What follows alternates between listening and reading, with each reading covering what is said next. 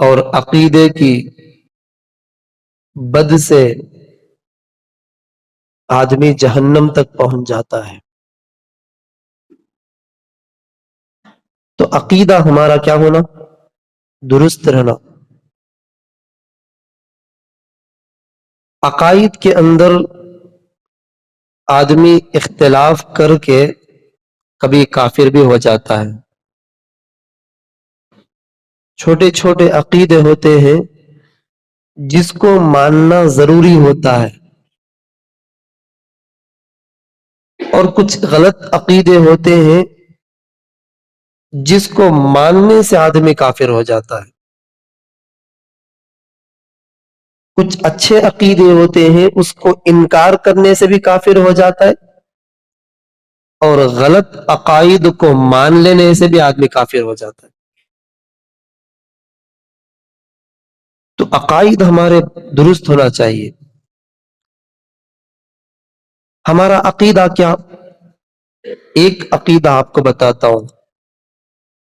ایک عقیدہ یہ ہے ہمارا کہ اللہ کے نبی کے تعلق سے کہ اللہ کے نبی آخری نبی ہیں. اللہ کے نبی نے خود فرمایا تھا کہ انا خاتم النبیین، میں آخری نبی ہوں. اس کے بعد آگے یہ بھی فرمایا کہ لا نبی بعدی، میرے بعد کوئی نبی نہیں.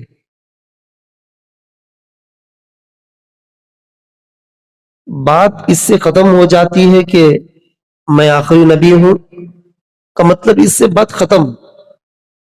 لیکن پھر یہ کہنا کہ لا نبی یا بعدی، میرے بعد کوئی نبی نہیں، اسے کہنے کی ضرورت نہیں تھی، لیکن کہنا اس لیے پڑا کہ کچھ بد عقیدے والے پیدا ہوں گے اور کچھ نظریات والے پیدا ہوں گے، جو کچھ ایسے لوگ دنیا میں پیدا ہوں گے جو فتنہ مچائیں گے.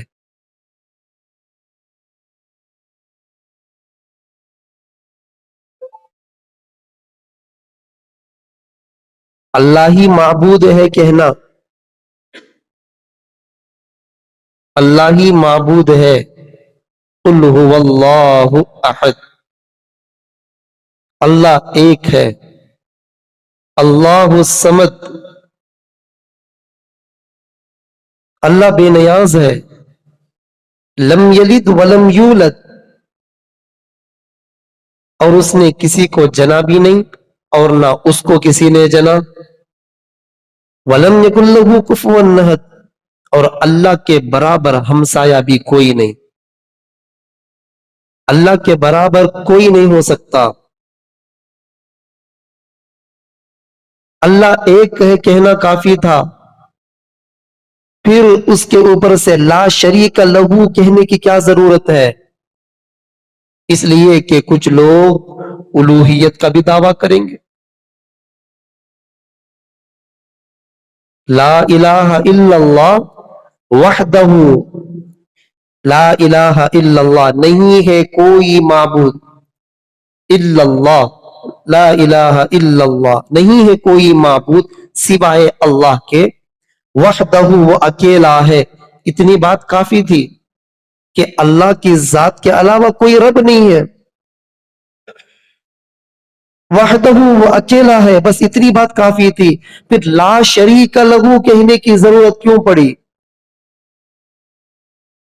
ضرورت تو نہیں تھی نا کہ اللہ کی ذات ایک ہے، اس کے علاوہ کوئی عبادت کے لائق نہیں. اتنی بات کافی تھی. پھر لا شریک لہو، اس کے ساتھ کوئی شریک نہیں، اس کا کوئی شریک نہیں، اس کے برابر کوئی نہیں. اس کو ذکر کرنے کی کیا ضرورت ہے؟ اس کو ذکر کرنے کی اس لیے ضرورت پڑی ہے کہ کچھ لوگ الوہیت کا بھی دعویٰ کریں گے، کہیں گے کہ میں اللہ ہوں. اس سے پہلے کہہ چکے ہیں نا.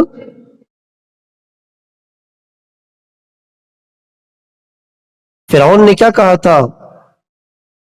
میں رب اعلیٰ ہوں، کہا تھا نا اس نے. فقال انا ربکم الاعلی، میں ہی رب اعلی ہوں، میں ہی سب سے بڑا رب ہوں، میں ہی سب کو پالنے والا ہوں۔ اس نے کہا تھا نا، تو کچھ لوگ الوہیت کا دعویٰ کرتے ہیں، تو اس لیے اللہ نے ان کی تردید کے لیے یہ کہہ دیا کہ اللہ کی ذات ایک ہے اور اس کا کوئی شریک نہیں ہے، جیسا اللہ ہے اللہ کے جیسا کوئی نہیں، وہ تنی تنہا ہے۔ تو اللہ کے نبی کے بارے میں بھی یہی ہے، اس لیے اللہ کے نبی نے فرمایا کہ انا خاتم النبیین، میں آخری نبی ہوں، لا نبی بعدی، میرے بعد کوئی نبی نہیں آئے گا۔ مطلب یہاں پر مہر لگا دیا گیا، اس بات کی مہر لگا دی گئی ہے، اب کوئی نبی نہیں آنے والا۔ حضرت عیسیٰ علیہ السلام کی حیات کے تعلق سے میں آپ کے سامنے کچھ باتیں ذکر کروں گا، کیونکہ اس وقت میں کچھ لوگ ایسے دعویٰ کر رہے ہیں کہ وہ خود مسیح مولود ہیں، کچھ لوگ یہ دعویٰ کر رہے ہیں کہ ہم ہی مسیح ہیں۔ اللہ کے نبی کی حدیث ہے، اللہ کے نبی نے فرمایا کہ قیامت کے قریب حضرت عیسیٰ علیہ السلام دوبارہ آسمان سے تشریف لائیں گے، دنیا میں اتریں گے۔ اللہ کے نبی کی حدیث ہے، اللہ کے نبی نے فرمایا تھا کہ عیسیٰ علیہ السلام جو آسمان میں ہے، دوسرے آسمان میں، وہ کیا کریں گے؟ اتریں گے۔ حضرت عیسیٰ علیہ السلام جب اتریں گے تو سب سے پہلے جب نماز ہوگی تو دجال کو قتل کریں گے۔ مقام لد ایک مقام ہے، اس مقام پر دجال کو قتل کریں گے، اور پوری دنیا میں اسلام کا بول بالا ہوگا، جتنے صلیب ہیں سارے صلیبوں کو ختم کریں گے، اور خنزیر کو قتل کریں گے، جو ٹی کی نظر آتی ہے نا، ٹی کی شکل میں، اسے صلیب بولتے ہیں، جیسے عیسائی حضرات کا جو نشانہ ہے آج کل، تو وہ سارے صلیبوں کو توڑیں گے اور خنزیر کو قتل کریں گے، اور پوری دنیا میں کیا ہوگا؟ اسلامی حکومت قائم ہوگی، تقریباً پوری دنیا میں امن رہے گا۔ اب اللہ کے نبی نے یہ حدیث بیان فرمائی ہے، تو کچھ لوگ کھڑے ہو کر کے کہہ رہے ہیں کہ ہم ہی مسیح مولود ہیں، میں ہی عیسیٰ ہوں۔ کچھ لوگ کیا کر رہے ہیں؟ میں ہی عیسیٰ ہوں بول کے بول رہے ہیں۔ میں اس کی پورا تفصیل آپ کو سنا دیتا ہوں کہ پہلے حضرت عیسیٰ علیہ السلام کی شان کیا ہے، عیسیٰ کون ہے، کس ماں کے بچے ہیں، اور ان کی مرتبہ اور مقام کیا ہے اللہ کے یہاں، اس کی تفصیل تھوڑی سی جھلک آپ کے سامنے دکھلاؤں۔ حضرت عیسیٰ علیہ السلام عیسیٰ علیہ السلام کی جو نانی تھے، جن کا نام حضرت حنا تھا، حضرت حنا، عیسیٰ علیہ السلام کے نانا کا نام عمران ہے۔ عمران دو ہے، ایک عمران وہ ہے جو موسیٰ علیہ السلام کے والد کا نام بھی عمران ہے، اور حضرت مریم علیہ السلام ان کی بھی والد کا نام مریم ہے، تو خدشہ نہ ہو کہ کون عمران ہے۔ تو عمران حضرت مریم علیہ السلام کے والد کا نام عمران ہے، تو حنا والدہ کا نام تھا اور عمران والد کا نام تھا۔ حضرت حنا نے، ان کی اولاد نہیں تھی، اور حضرت حنا یہ حضرت زکریا علیہ السلام کے سالی تھی، حضرت مریم علیہ الصلاۃ والسلام جب یہ حضرت حنا جب یہ حاملہ تھی تو انہوں نے ارادہ کیا کہ اگر مجھے اللہ اولاد دے تو میں ان اولاد کو اللہ کے نام پر وقف کر دوں گی، یہ اللہ کے گھر میں رہے گا، اللہ کے لیے وقف ہے، یہ کسی دوسرے کام میں اس کو نہیں لگاؤں گی، خالص اللہ کے نام پر یہ وقف ہے۔ حضرت حنا کو جب اولاد ہوئی تو دیکھا کہ یہ تو لڑکا نہیں ہے، لڑکی ہے، یہ تو لڑکا نہیں ہے۔ لڑکا اگر ہوتا تو کیا کر سکتے تھے؟ مسجد کے لیے وقف کر دیتے، اللہ کے نام پر وقف کر دیتے، یہ تو لڑکی ہے، اس کو کیسے وقف کروں؟ تو اللہ تعالیٰ نے اس کا جواب دیا۔ حضرت مریم علیہ السلام پیدا ہو گئی، پیدا ہونے کے بعد تو انہوں نے جو نظر مانی تھی کہ میری جو اولاد ہوگی میں اللہ کے نام پر اس کو وقف کروں گی، تو اللہ تعالیٰ نے اس کا جواب دیا کہ یہ جو عورت ہے، یہ جو لڑکی تمہاری ہے، یہ دیگر مردوں کے مقابلے میں، دیگر 1000 مردوں کے مقابلے میں یہ بڑی ہوئی ہے، دیگر 1000 مردوں کے مقابلے میں یہ اونچی شان رکھنے والی ہے، اونچے مرتبے والی ہے۔ اللہ تعالیٰ نے اس کا جواب دیا۔ تو حضرت حنا اس بچی کو لے گئی، حضرت زکریا علیہ السلام مسجد کے اندر بیٹھے ہوئے لوگوں سے کچھ گفتگو کر رہے تھے، عوام الناس بھی بیٹھی ہوئی تھی۔ حضرت حنا اولاد کو لے کر آئی اور آ کر کے کہنے لگی، قالت انی نذرت لک ما فی بطنی محررا فی قلب، ما فی بطنی محررا۔ حضرت مریم علیہ السلام کی والدہ نے کہا کہ میں نے اللہ سے منت مانی تھی، میں نے اللہ سے میں نظر مانی تھی کہ جو میری اولاد یعنی میرے بدن سے جو بھی پیدا ہوگا، میرے پیٹ سے جو بھی پیدا ہوگا، میں اس کو اللہ کے نام پر وقف کر دوں گی۔ اور حضرت مریم علیہ السلام کے جو والد تھے ان کا انتقال بھی ہو گیا تھا۔ حضرت مریم پیدا ہونے سے پہلے پہلے حضرت عمران کا انتقال ہو گیا تھا۔ اب اس کی کفالت کی ذمہ داری کون لے گا؟ اس کو پالنے کی، اس کو پوسنے کی، اس کے دیکھ بھال کی، اور اس کو بھی اللہ کے نام پر وقف کرنا ہے، کون ذمہ داری لے گا؟ کوئی ذمہ داری لینے والا نہیں نا۔ کون لیتا ہے؟ کون تو لیتا ہے؟ کوئی نہیں لیتا۔ آج کل تو بالکل ذمہ داری کوئی لینے کے لیے تیار نہیں، ہونا ہے تو دوسری شادی کر لے تو حضرت، لیکن بچے نہیں رہنا دیتے ہیں۔ آہا، میٹھا رہا تو ہپ ہپ، کڑوا رہا تو تھو تھو۔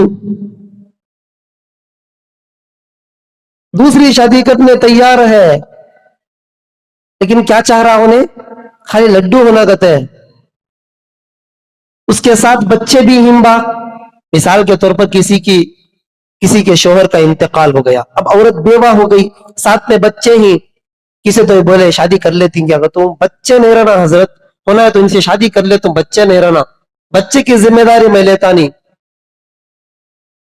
مطلب کہ بیوی چاہیے لیکن اس کا جو بچہ ہے وہ نہیں چاہیے، ہے کہ نہیں ہے؟ تو کوئی کفالت کرنے کے لیے تیار نہیں ہوتا۔ اللہ اکبر۔ تو حضرت حنا بچے کو لے گئی، حضرت زکریا علیہ السلام بیٹھے ہوئے ہیں، مجلس سجی ہے، اور جا کر کے کہنے لگی، قالت انی نذرت لک ما فی بطنی محررا فتقبل منی، میں نے تو اللہ سے نظر مانی ہے، میرے بدن سے جو بھی بچہ پیدا ہوگا میں اس کو اللہ کے نام پر قربان کر دوں گی، اللہ کے لیے یہ وقف ہے، یہ اللہ کے لیے وقف ہے۔ فتقبل منی، اے اللہ تو میرے لیے، میرے سے اس کو قبول فرما، اس بچے کو تو قبول فرما۔ فتقبل منی۔ اب بچہ ہے، بچی ہے، بس بچی ہے، اب کیا کریں گے؟ اللہ نے جواب دیا کہ یہ بچی 1000 مردوں سے بھی بہتر ہے، 1000 بچے بھی اگر تجھے ہو جاتے اس سے بھی یہ بہتر ہے یہ بچی۔ اللہ نے ان کے کمال کو ذکر کیا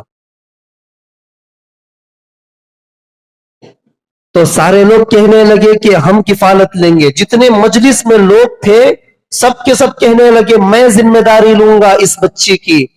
دوسرا کہنے لگا کہ میں ذمہ داری لوں گا، تیسرے نے کہا میں ذمہ داری لوں گا، یہاں تک کہ لوگ لڑنے پہ آ گئے، ایک دوسرے کا مقابلہ کرنے لگے، جھگڑنے لگے کہ میں اس کی کفالت کروں گا۔ بچے کی کفالت کے لیے لڑ رہے ہیں۔ وہ زمانہ ایسا تھا، لوگ ویسے تھے۔ آج کوئی دوسرا ذمہ داری لینے کے لیے تیار نہیں ہوتا۔ کتنے یتیم بچے ہمارے علاقے میں، کتنے یتیم بچے ہیں جن کی کوئی کفالت کرتا ہے؟ کتنی بیوہ عورتیں پڑی ہوئی ہیں، ان کا کوئی سہارا ہے؟ کوئی ان کا ٹھکانہ ہے؟ بالکل بھی نہیں۔ شوہر انتقال ہو گئے 4 سال 5 سال، لیکن کوئی کفالت کرنے والا آج موجود نہیں ہے۔ کبھی ان کے رشتہ دار بھی تیار نہیں ہوتے، کم از کم مہینے کا سودا کچھ گھر کے تک پہنچا دیا ہوتا، مہینے کا خرچ ان کو دے دیا ہوتا۔ اللہ اکبر۔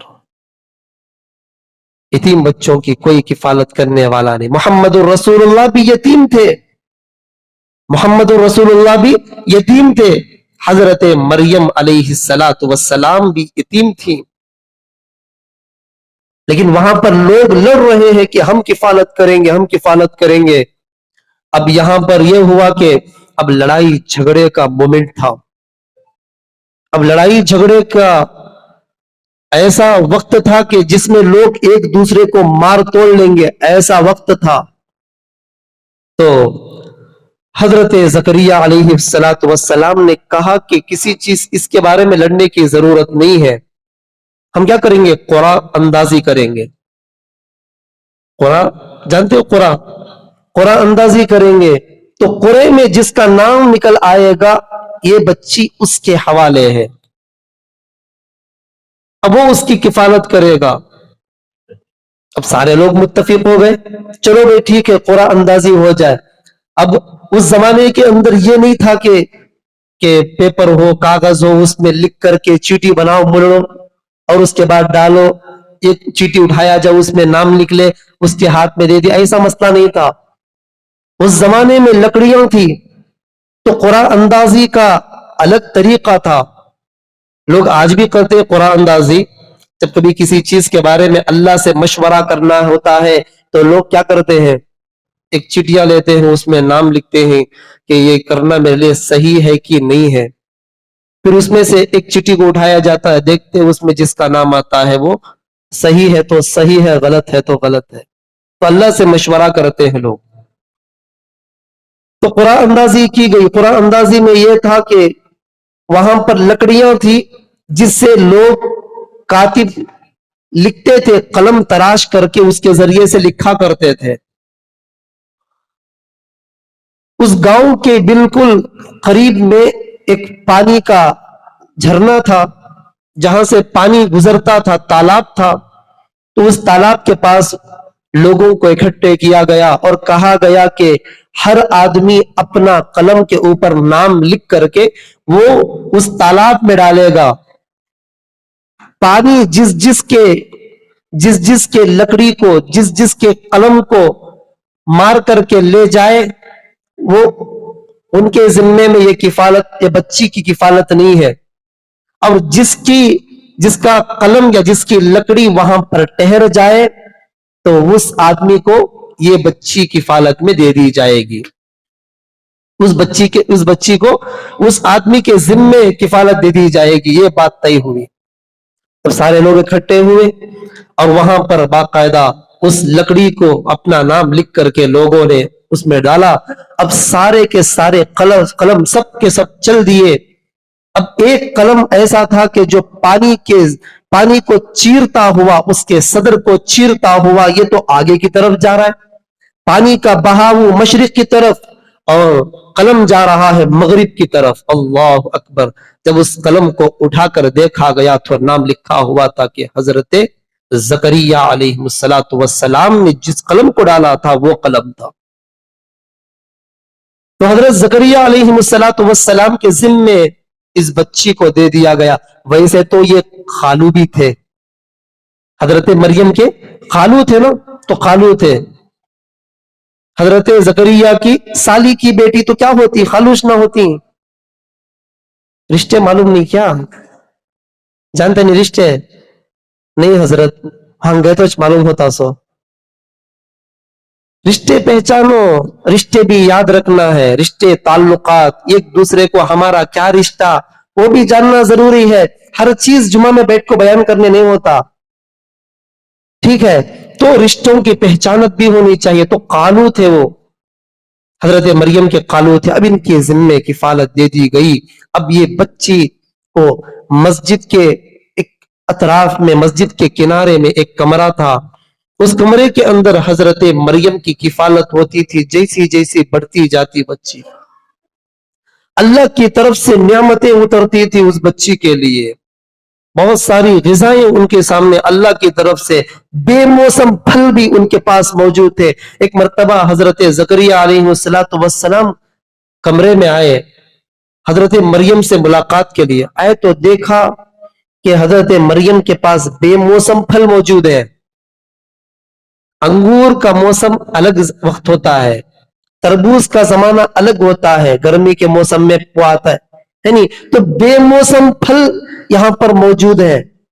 بڑا تعجب ہوا۔ ویسے بھی کہ ویسے تو دروازہ ہمیشہ بند ہوا کرتا تھا، حضرت مریم کا جو دروازہ تھا وہ ہمیشہ بند ہوتا تھا، اور چابی بھی کسی اور کے پاس تھی بھی نہیں، حضرت زکریا کے علاوہ چابی بھی کسی اور کے پاس تھی بھی نہیں۔ حضرت مریم کے پاس مختلف قسم کے میوے پھل وغیرہ موجود ہیں، جس کو قرآن ذکر کرتا ہے کہ وہاں پر پھل موجود تھے۔ وہ بھی کیسے پھل؟ جو بے موسم پھل، گرمی کے موسم میں جو پھل آتے ہیں وہ سردی کے موسم میں، سردی کے موسم میں جو پھل آتے ہیں وہ گرمی کے موسم میں ملتے تھے۔ اس طرح کا انتظام تھا۔ تو حضرت زکریا نے کہا کہ یہ کہاں سے آئے، یہ کہاں سے آئے؟ تو کہنے لگی یہ تو اللہ کی طرف سے ہے۔ یہ تو کیا ہے؟ یہ تو اللہ کی طرف سے ہے۔ حضرت زکریا علیہ السلام سمجھ گئے کہ یہ کوئی معمولی عورت نہیں ہے، یہ تو اللہ کی نیک ولیہ ہے، اللہ کی برگزیدہ بندی ہے، جس کو اللہ نے آسمانوں سے اتارا ہے۔ حضرت عیسیٰ علیہ السلام نے جب دعا کیا تھا تو اللہ نے جنت سے دسترخوان اتاری تھی۔ حضرت موسیٰ نے بنی اسرائیل کے لیے دعا کی تھی تو اللہ نے آسمانوں سے من و سلوہ کو اتارا تھا، اتارا کہ نہیں اتارا؟ تو اللہ نے آسمانوں سے بند دروازہ، بند کمرے میں، جس کے پاس کوئی چابی بھی نہیں ان کے علاوہ، اب وہاں پر کیا اتر رہے؟ جنت سے میوے اور درخت کے پھل، ایسے میوے اتر رہے ہیں۔ اللہ اکبر! کچھ ایام گزرے، حضرت مریم علیہ السلام بڑی عمر کو پہنچی، بالغ ہوئی۔ اس کے بعد قرآن ذکر کرتا ہے کہ حضرت مریم علیہ السلام غسل کرنے کے لیے غسل خانے میں تشریف لے گئی۔ غسل کر کے جیسے ہی واپس لوٹ کر آئی تو اچانک ایک مرد وہاں پر کھڑا ہوا ہے۔ حضرت مریم نے کہا قال انی اعوذ بالرحمن، میں تو اللہ کی پناہ مانگتی ہوں، کیونکہ اب تک حضرت مریم علیہ السلام کو کسی مرد نے دیکھا نہیں تھا۔ وہ تو جب بچی تھی اس وقت میں ان کو ہر آدمی کفالت کے لیے تیار تھا، اب یہاں پر کفالت ہو گئی، ایک کمرے میں یہ بند ہے، وہاں پر اللہ کی عبادت میں مصروف ہے، اس کی ہر ضرورت کو یہاں پوری ہو رہی ہے، تو کسی مرد نے حضرت مریم کو دیکھا بھی نہیں تھا۔ اب اچانک دروازہ کھولا، غسل کر کے باہر جیسے ہی تشریف لائی تو یہاں پر ایک مرد اچانک کھڑا ہوا ہے۔ فوراً اللہ سے مانگی، قال انی اعوذ بالرحمن، اور اللہ کی پناہ مانگتی ہوں، یہ کیا ہے، کون ہے آپ، کیسے آ گئے یہاں پر؟ وہ تو حضرت جبرائیل علیہ السلام تھے، تو انہوں نے کہا انی رسول اللہ، میں تو اللہ کا قاصد ہوں، اللہ کی طرف سے بھیجا ہوا ہوں۔ پھر کہا کیوں آئے ہو؟ حضرت مریم نے کہا کیوں آئے ہو؟ کہنے لگے آپ کو ایک بچہ پیدا ہونے والا ہے، آپ کے بطن سے ایک اولاد پیدا ہوگی۔ حضرت مریم نے کہا یا تو دو ہی راستے ہیں، بچہ پیدا ہونے، بچے کی تولد کے لیے دو راستے ہیں، یا تو حلال راستے کو اپنایا جائے یا تو حرام راستے کو اپنایا جائے۔ میں نے نہ حرام راستے کو اپنایا نہ حلال راستے کو اپنایا، نہ میری شادی ہوئی نہ ہی میں نے کسی جگہ پر منہ کالا کیا، پھر کیسے مجھے اولاد ہوگی؟ حضرت جبرائیل علیہ السلام نے کہا کہ میں آپ کے بطن پر روح پھونکوں گا، اس میں سے حضرت کیا ہوں گے؟ حضرت عیسیٰ پیدا ہوں گے۔ تو حضرت مریم گھبرا گئی، کہنے لگی تب تو لوگ کیا کہیں گے؟ لوگ میری عزت کا فالودہ بنائیں گے، میری عزت کی چھلنی کر دیں گے لوگ۔ حضرت جبرائیل علیہ السلام نے کہا نہیں، ایسا نہیں ہوگا، اس کا ازالہ بھی اللہ فرمائیں گے، اس کا ازالہ بھی اللہ فرمائیں گے۔ پھر کہا گیا، قرآن ذکر کرتا ہے کہ حضرت جبرائیل علیہ السلام نے ان کے بطن پر روح کو پھونکا، کچھ ایام گزرے کہ اب بچہ پیدا ہونے کا وقت تھا۔ اللہ تعالیٰ نے کہا وَآوَيْنَا إِلَىٰ رَبْوَةٍ ذَاتِ قَرَارٍ مَكِينٍ، اب بالکل قریب زمانہ تھا، بالکل قریب وقت تھا کہ اب بچہ تولد کا۔ تو اللہ تعالیٰ نے کہا کہ تم ایک اونچا ٹیلا جہاں پر موجود ہے وہاں پر ٹیک لگا کر کے بیٹھ جاؤ۔ اللہ نے وہاں پر نخلا، ایک درخت کو اللہ نے وہاں پر پیدا کر دیا، اور اس جگہ پر میٹھے پانی کا بھی انتظام کر دیا۔ اللہ تعالیٰ نے فرمایا کہ اس میں سے بس جب تمہیں بھوک لگے تو اس درخت کو ہلا دینا، اور یہاں پر جو میٹھا پانی ہے اس کو پی لینا۔ یہاں پر کیا حکم ہے؟ اللہ اگر چاہتا تو وہ درخت نیچے تک بھی جھک کر کے جب چاہتی توڑ کر کھاتی، لیکن اللہ نے یہاں حرکت دینے کا حکم دیا۔ یہ اس بات کی علامت ہے کہ آدمی کو بغیر کوشش کے کچھ ملنے والا نہیں ہے، آدمی کو کوشش کرنی چاہیے تبھی کچھ ملتا ہے۔ آدمی سوچتا ہے میں کیا بھی کرنا نہیں، بغیر مانگے بغیر کچھ محنت کیے پورا اچانک تو آ جاتا ہے، آتا کیا نہیں آتا۔ تو محنت شرط ہے، آدمی جتنی محنت کرے گا اتنا ہی اس کا مقام اور مرتبہ ہوگا، اور اتنا ہی اس کے پاس مالیت آئے گی۔ صبح سے شام تک کیا بھی کرتا نہیں، پیسے اچانک تو آ جاتی ہیں، نہیں آتے نا۔ تو وجہ بول رہی تو محنت شرط ہے، تو کچھ حرکت کرو تو پھر برکت ہوگی۔ کچھ لوگ سمجھتے ہیں کہ کچھ بھی حرکت کرتے نہیں، پھر سمجھتے ہیں کہ اللہ ہم نے غریب بنا لیا، تیری کون سی محنت ہے کر کو، اللہ کے اوپر تم لعنت کرتے ہو، اللہ کی ناشکری کرتے ہو۔ تو حضرت مریم کو حکم دیا تم کیا کرو، اس درخت کو تھوڑا سا حرکت دو، نخل کھجوریں گریں گی، بس تم اس کو کھا لینا اور اس بچے کی حفاظت کر لینا۔ اب بچہ پیدا ہو گیا، حضرت مریم علیہ السلام اسی کو کھجور کو کھاتی، پانی پیتی۔ اس کے طبی فوائد آپ کو بتاتا ہوں۔ طبی فوائد یہ ہیں کہ جیسے ہی اولاد ہوتی ہے تو اولاد جب ہوتی ہے تو عورت کمزور ہو جاتی ہے، خون کے بہاؤ کی وجہ سے عورت کیا ہو جاتی ہے؟ کمزور ہو جاتی ہے۔ اللہ نے اس نخل اور کھجور کے اندر اتنی طاقت رکھی ہے، جو کمزوری آ جاتی ہے وہ کمزوری کیا ہو جاتی ہے؟ واپس لوٹ جاتی ہے۔ اسی لیے جب تولد کا وقت قریب ہوتا ہے تو عورتوں کو کھجور کھلاؤ، یہ بھی قرآن سکھاتا ہے۔ اس سے نکلتا ہے، یہ سب چیزیں اس سے قرآن سے نکلتی ہیں، معمولی چیز بھی اللہ نے ذکر کر دیا ہے۔ قرآن ایسی چیز نہیں ہے کہ جس کے بارے میں کہ بہت اونچی بات کہے نیچی بات کو نہ بتائے، ہر چیز اللہ نے ذکر کیا ہے۔ تو اس سے مسئلہ نکلتا ہے کہ کیا کرو، جب اولاد پیدا ہونے کا وقت ہو تو طبی فائدہ یہ بتا دیا کہ کیا کرو، کھجور کھلاؤ جس میں طاقت بھی ہے، قوت بھی ہے۔ حضرت عیسیٰ علیہ والسلام کی پیدائش ہو گئی۔ حضرت عیسیٰ علیہ والسلام کی جیسے ہی پیدائش ہوئی، اب لے کر کے بچے کو جانا تھا ادھر۔ بچے کو لے کر جب اپنے سوسائٹی کے اندر اپنے قوم کے پاس پہنچی تو لوگوں نے کہا، اے مریم تیرا باپ بھی ایسا نہیں تھا، نہ تیری ماں ایسی تھی، تم نے کیسے ایسی حرکت کر لی؟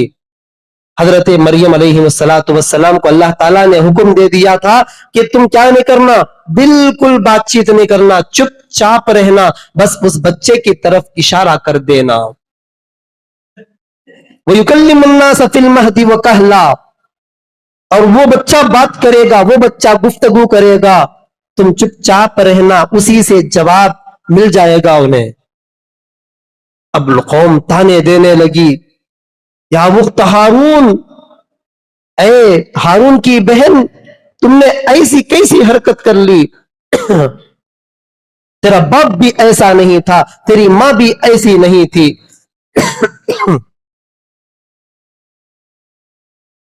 تو حضرت مریم نے اشارہ کیا، فَأَشَارَتْ إِلَيْهِ، اس کی طرف اشارہ کر دیا۔ وَيُكَلِّمُ النَّاسَ فِي الْمَهْدِ وَكَهْلًا، بچہ کہنے لگا گہوارے کے اندر، گہوارے سے کہنے لگا، قَالَ إِنِّي عَبْدُ اللَّهِ، میں اللہ کا بندہ ہوں، میں اللہ کا بندہ ہوں۔ قَالَ إِنِّي عَبْدُ اللَّهِ، یہ نہیں کہا کہ قال اللہ نے کہا، میں اللہ ہوں نہیں کہا۔ یہاں پر ایک عقیدے کی خرابی یہ ہے کہ کچھ لوگ عیسیٰ علیہ السلام کو خدا مانتے ہیں۔ اب یہ حضرت عیسیٰ کو خدا مان کر کچھ لوگ کیا کر رہے ہیں، ان کی پرستش، ان کی پوجا کر رہے کہ نہیں کر رہے، اور مسلمان سے کیا ہو گئے، کفر کو اختیار کر لیا انہوں نے۔ حالانکہ ساری کی ساری امت کیا ہے، ایک ہے، کلکم امت واحدہ، ساری کی ساری امت ایک ہے، تم ایک ہی خاندان کے ہو، تم ایک ہی نسل کے ہو، ایک ہی باپ کے تم اولاد ہو، ساری کی ساری انسانیت، چاہے مسلمان ہو، چاہے ہندو ہو، چاہے سکھ ہو، چاہے عیسائی ہو، چاہے بدھسٹ ہو، کسی بھی مذہب کو ماننے والا ہو، کسی بھی چیز کو ماننے والا ہو، سب کے سب ایک ماں باپ کے اولاد ہیں، وہ حضرت آدم ہیں۔ لیکن انہوں نے اس طرح کے عقائد سے کیا ہو گیا، بگاڑ ہوا، عقائد سے لوگ بٹ گئے، یہ اس عقیدے کو مان کر یہ اختلاف کر لیا، یہ اس عقیدے کو مان کر یہ اختلاف کر لیا، یہ اس عقیدے کو مان کر اختلاف کر لیا۔ تو حضرت عیسیٰ علیہ السلام کو لوگ خدا کہنا شروع کر دیا۔ آگے میں بتاؤں گا ساری چیزیں، آئندہ جمعہ عرض کروں گا کہ حضرت عیسیٰ علیہ السلام کا عقیدہ کیا ہے، عیسیٰ علیہ السلام کی حیات کیا ہے، حضرت عیسیٰ علیہ السلام زندہ ہیں یا مر گئے ہیں، انتقال کر گئے ہیں، یا کیا ہے ہمارا عقیدہ، کیا عیسائیوں کا عقیدہ، کیا یہودیوں کا عقیدہ، کیا اور قادیانیوں کا عقیدہ کیا، وہ ساری چیزیں انشاءاللہ آئندہ جمعہ میں عرض کروں گا۔ تو حضرت عیسیٰ نے کہا، قال انی عبد اللہ آتانی الکتاب وجعلنی نبیا، اللہ تعالیٰ جب میں جوان ہو جاؤں گا تو مجھے کتاب بھی عطا کریں گے، اور وہی کتاب جس کو لوگ پڑھ کر کے، بائبل جس کو کہتے ہیں، اس کو لوگ کیا کر رہے ہیں، پڑھ رہے ہیں، تو حضرت عیسیٰ پر اتری ہوئی کتاب ہے، لیکن انہوں نے اس کے اندر رد و بدل کر دیا، کچھ چینجز کر لیے، اس کے اندر اپنی باتوں کو ٹھوس لیا تھا۔ تو بہرحال ہمارا عقیدہ یہ ہے کہ حضرت عیسیٰ کے تعلق سے عقیدہ یہ ہے کہ حضرت عیسیٰ کو قتل نہیں کیا گیا، اللہ نے آسمانوں پر اٹھا لیا تھا۔ یہ عقیدے کی ایک بات میں نے آپ کو ذکر کی ہے، کل اس کی آئندہ جمعہ پوری تفصیل ذکر کروں گا کہ حضرت عیسیٰ کو کیسے اٹھا لیا گیا، ان کے کیسے لوگ دشمن بنے، اور اب اس کے بعد لوگوں کا عقیدہ کیسے بگڑتا گیا، کیسے فرقے واریت بنے، الگ الگ لوگ کیسے بنے، وہ ساری چیزوں کو آئندہ جمعہ عرض کروں گا۔ اللہ تعالیٰ سے دعا ہے اللہ مجھے اور آپ کو ان باتوں پر عمل کی توفیق عطا فرمائے۔